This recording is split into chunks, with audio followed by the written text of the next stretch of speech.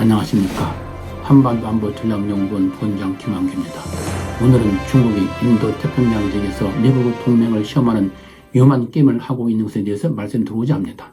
남중국해에서 스카보로 섬 등 도서 여권에 대해 중국과 분쟁을 벌이던 필리핀 제소로 열린 2016년 국제상설중재재판소 재판에서 중국의 구단선에 입각한 남중국해 도서 여권 주장은 국제법상 아무런 근거가 없는 것이라고 판결이 내려졌음에도 불구하고 중국은 이를 무시하고 계속 영해권을 주장해왔습니다.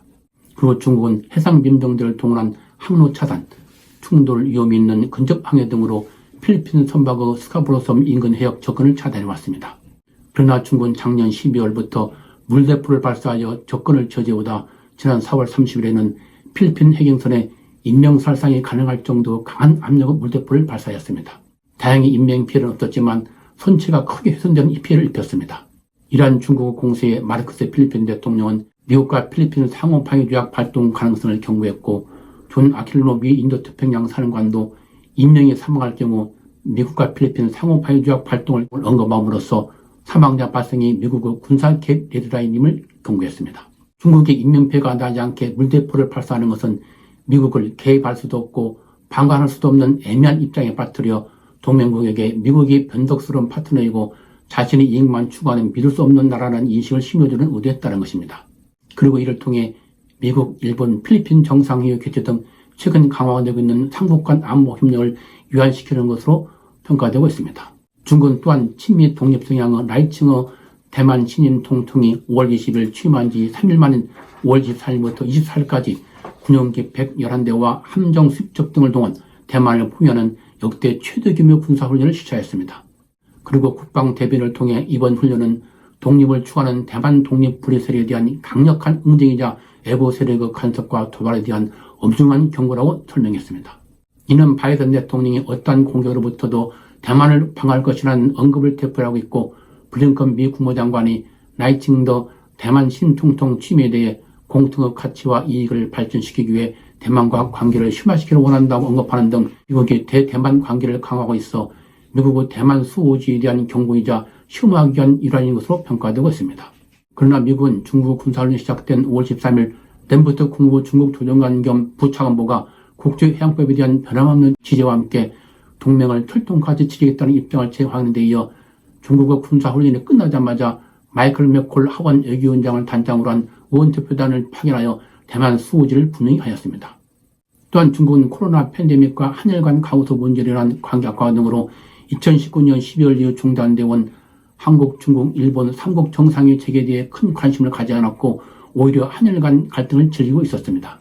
그러나 중국은 갑자기 태도를 바꾸어 의장국인 한국의 3국 정상회의 재개 노력에 적극 호응함으로써 4년 5개월 만에 3국 정상회의 성사를 가져왔습니다. 더구나 3국 정상회의 계기로 열린 한중 정상회의에서 그동안 거부해왔던 한중 안보 대화를 한국이 먼저 제안하는 등 각오하는 완전히 다른 모습을 보였습니다.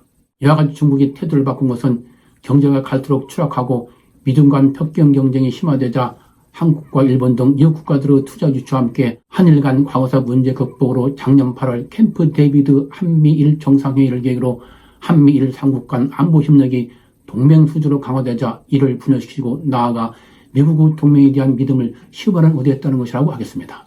미국은 중국의 공사적 팽창 정책에 대해 인도 태평양 지역에서 미국, 일본, 필리핀, 미국, 일본, 대만, 호주, 한국, 미국, 일본, 쿼드, 오커스 등 소다자 안보 협체 구성을 통해 중국을 봉쇄해 나가고 있는 중입니다. 이에 대해 중국은 미국 주도 소다자 안보 협체의 약한 고리를 찾아 강압적 행동을 하거나 올리브 가지를 내밀면서 미국 공세를 돌파하려고 있습니다.